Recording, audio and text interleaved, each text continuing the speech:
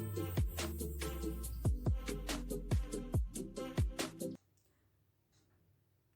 इस वीडियो में हम लोग तारा चक्र के बारे में बात करेंगे। तारा चक्र के बारे में मैंने एक अपनी पिछली वीडियो में भी बात की थी, लेकिन उसमें हमने तारा चक्र के अनुसार प्रतिदिन के फल के बारे में बात की थी कि अगर आज ये तारा है तो आज का दिन हमारा कैसा गुजरेगा। आज हम बात करेंगे कि यदि जो तारा हमारे लिए जन्म तारा है या संपत्ति तारा है, विपत्ति तारा है, उसके स्वामी की यदि हमें दशा मिल जाए तो वो दशा किस तरह की होगी, या किसी ऐसे प्लैनेट की दशा मिल जाए जो हमारी कुंडली में उस तारा में बैठा है तो उसकी दशा कैसी होगी। साथ ही हम आज इस बारे में भी बात करेंगे कि यदि हमारी जन्म तारा, संपत्ति तारा या विपत्ति तारा में हमारे संतान की प्राप्ति होती है हमें, तो वो संतान हमें कैसी मिलेगी, मतलब हमें सुख पहुंचाने मिलेगी, सुख पहुंचाने वाली मिलेगी या हमें कष्ट पहुंचाने वाली मिलेगी। यहाँ पे मैं ये बात पहले क्लियर कर देना चाहूँगी कि यदि ये कहा जाता है कि संतान आपको कष्ट देने वाली है, आपकी अवज्ञा करने वाली है, आपके मान सम्मान की हानि करने वाली है, तो उसका अर्थ ये बिल्कुल नहीं है कि आप ये समझ के बैठ जाएं कि आपकी संतान फ्यूचर में ऐसा ही करेगी, क्योंकि हम अपने पंचम भाव से संतान का विचार करते हैं और पंचम भाव से ही हम अपने संचित कर्मों का भी विचार करते हैं। संचित कर्म वो होते हैं जो हमने पिछले जन्मों में किए हैं, चाहे वो पाप है चाहे वो पुण्य है। तो इसका अर्थ ये होता है कि हमारे संचित कर्मों के फल के रूप में हमें संतान की प्राप्ति होती है। यानी अगर हमने पिछले जन्मों में अच्छे कर्म किए हैं तो हमें अच्छी संतान की प्राप्ति होगी, और अगर हमने बुरे कर्म किए हैं तो हमें बुरी संतान की प्राप्ति होगी। लेकिन इसका मतलब ये बिल्कुल नहीं होता कि हमें आज के जीवन में वही फल मिलेंगे जो हमने पिछले जन्मों में किए हैं, क्योंकि हमारे आज के जन्म के कर्म भी मायने रखते हैं। इसका अर्थ सीधा ये होता है कि यदि हमें ऐसी संतान की प्राप्ति होती है जो हमें आज पता चल गया है कि हमें फ्यूचर में कष्ट पहुंचाएगी, क्योंकि एक एस्ट्रोलॉजर का कार्य होता है आपको आने वाले कष्टों से पहले आगाह करा दे, ताकि आप ये समझ जाएं कि आपको अपने इन पापों को किस तरीके से काटना है, यानी आने वाली इन समस्याओं से आपको कैसे बचना है। यानी जब आपकी संतान हुई तभी अगर आपको ये बता दिया जाता है कि ये संतान फ्यूचर में इस तरह की हो सकती है, तो इसका सीधा सा अर्थ ये है कि आप उसे आज से ही अच्छे संस्कार, अच्छे विचार, अच्छा व्यवहार देने की कोशिश करें, अच्छे लोगों की उसे संगति में रखें, घर का माहौल उसे अच्छा दें, ताकि जो भी उसके बारे में कहा गया है वो गलत साबित हो जाए, क्योंकि वो आपके क्रियमान कर्म होंगे, वो आपके इस जन्म के कर्म होंगे। आप इस जन्म के कर्मों से अपने पिछले जन्म के कर्मों को काट सकते हैं।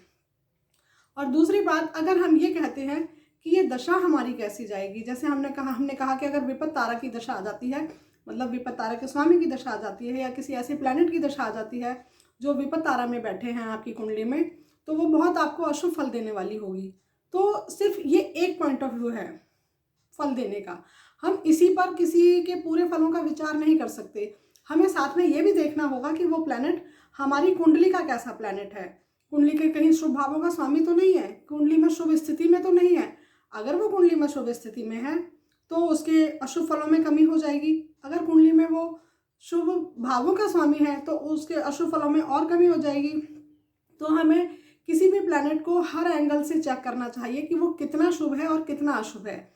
यहाँ सिर्फ तारा के अकॉर्डिंग बताया जा रहा है कि अगर वो प्लैनेट की आपको दशा मिलती है तो आपको फल किस तरह के प्राप्त होंगे, शुभ या अशुभ। लेकिन उसकी और शुभ और अशुभता को आपको कुंडली के और एंगल से और पॉइंट ऑफ व्यू से भी चेक करना होगा। अब चलिए हम बात करते हैं सबसे पहले जन्म तारा की। जन्म तारा को न्यूट्रल तारा माना गया है। वैसे इस दशा में बहुत ज़्यादा शुभ या अशुभ फलों की प्राप्ति नहीं होती है, एक सम लाइफ चलती रहती है। लेकिन इस तारा में संतान की प्राप्ति को अशुभ माना गया है। यदि वो माता की तारा में संतान होती है तो वो माता को शारीरिक कष्ट देने वाली होती है, और यदि पिता की तारा में संतान होती है तो वो पिता को शारीरिक कष्ट देने वाली होती है। ये बात सिर्फ हम जन्म तारा के बारे में कर रहे हैं, लेकिन आगे जो भी हम संपत्ति तारा या विपत्ति तारा के बारे में बात करेंगे तो वो हमें सिर्फ पिता की कुंडली से देखना होगा। अब हम बात करते हैं, अगर संपत्ति तारा में किसी ऐसे प्लैनेट की दशा आ जाती है जो संपत्ति तारा का स्वामी है, या किसी ऐसे प्लैनेट की दशा आ जाती है जो संपत्ति तारा में बैठे हैं आपकी कुंडली में, तो उनकी दशा आपको बहुत शुभ फल देने वाली होगी, बहुत धन धान्य देने वाली होगी, मान सम्मान देने वाली होगी। इसी प्रकार उस तारा में उत्पन्न आपकी संतान भी आपको बहुत सुख देने वाली होगी, आपके धन और मान को बढ़ाने वाली होगी। विपत्ति तारा में उत्पन्न संतान आपको कष्ट देने वाली होगी, आपको मानसिक कलेश देने वाली होगी। और विपद तारा के स्वामी की दशा या विपद तारा में बैठे ग्रहों की दशा भी आपको मानसिक कलेश और परेशानियों भरी होगी, वो परेशानियां देने वाली होगी। उस दौरान आपको परेशानियों का बहुत ज़्यादा सामना करना पड़ सकता है। जैसे हमने शेम तारा की बात की, तो शेम तारा में उत्पन्न संतान आपको हर तरह से सुख पहुंचाने वाली होगी, मानसिक, शारीरिक।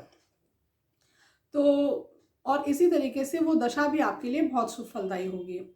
इस तरीके से पृथ्वी तारा की हम बात करें तो पृथ्वी तारा को हम बोलते हैं प्रहार करने वाली तारा होती है।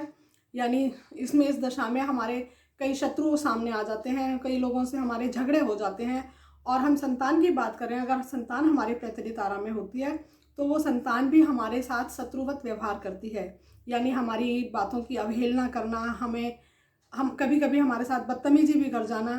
तो इस तरह का व्यवहार उस संतान में देखने को मिलता है जो हमारी पृथ्वी तारा में उत्पन्न होती है। अब हम साधक तारा की बात करते हैं। साधक तारा में उत्पन्न संतान बहुत ही आज्ञाकारी और निष्ठावान होती है। वो पिता के हर तरह के कार्य को सिद्ध करने वाली और उनके लक्ष्य प्राप्ति में मदद करने वाली और सहयोगी होती है। इसी प्रकार साधक तारा के स्वामी की दशा या साधक तारा में बैठे ग्रहों की दशा भी आपके हर कार्य को सिद्ध करने वाली होती है। अब हम बात करेंगे वध तारा की। वध तारा जैसा ही नाम से समझ में आता है, इसका मतलब होता है मृत्यु, यानी मृत्यु तुल्य कष्ट पहुंचाने वाली दशा। यानी जब वध तारा के स्वामी की दशा आती है या वध तारा में बैठे हुए ग्रहों की दशा आती है तो वो आपको मृत्यु तुल्य कष्ट पहुंचाने वाली दशा होती है, आपके मन सम्मान को नष्ट करने वाली दशा होती है। इसी प्रकार वध तारा में उत्पन्न संतान भी आपके मान सम्मान को खत्म करने वाली, आपको मृत्यु तुल्य कष्ट पहुंचाने वाली होती है। वो संतान चोर हो सकती है, चोरी की प्रवृत्ति उसके अंदर हो सकती है, वो मादक पदार्थों का सेवन करने वाली हो सकती है। तो इसलिए ऐसी संतान का ध्यान हमें बचपन से बहुत ज़्यादा रखना चाहिए और उसको एक्स्ट्रा केयर की ज़रूरत होती है। मित्र तारा में जन्मी संतान आज्ञाकारी, कर्तव्यपरायण और पिता की चिंता को दूर करने वाली होती है। वो पिता की हितैषी होती है, पिता से मित्रवत व्यवहार करने वाली होती है। इसी प्रकार मित्र तारा के स्वामी की दशा या मित्र तारा में बैठे हुए ग्रहों की दशा भी आपके जीवन को हर प्रकार से सुखी बनाने वाली होती है। अब बात करते हैं अति मित्र तारा की। अति मित्र तारा सबसे शुभ तारा मानी जाती है, शुभ और कल्याणकारी तारा। इस तारा में उत्पन्न संतान आपके मान सम्मान यश को बढ़ाने वाली होती है, अपने आचरण से अपने कुल की कीर्ति और कुल के यश को बढ़ाने वाली होती है। और इसी प्रकार मित्र तारा के स्वामी की दशा या मित्र तारा में बैठे ग्रहों की दशा भी आपको हर प्रकार का मान सम्मान, धन, सुख, वैभव देने वाली होती है।